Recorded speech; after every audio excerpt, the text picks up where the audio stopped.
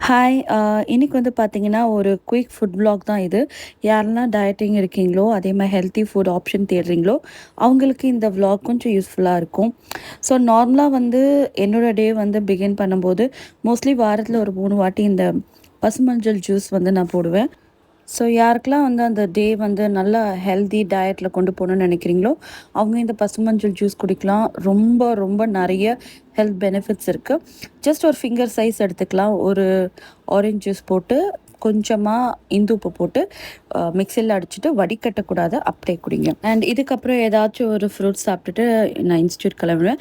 Mid morning 11 o'clock அங்கே வந்து ஒரே ஒரு சின்ன கப் டீ.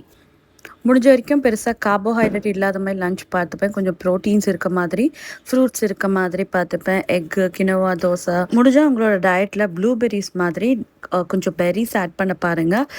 டயட்டில் இருக்கும்போது உங்கள் ஹெல்த்துக்கு ரொம்ப நல்லது.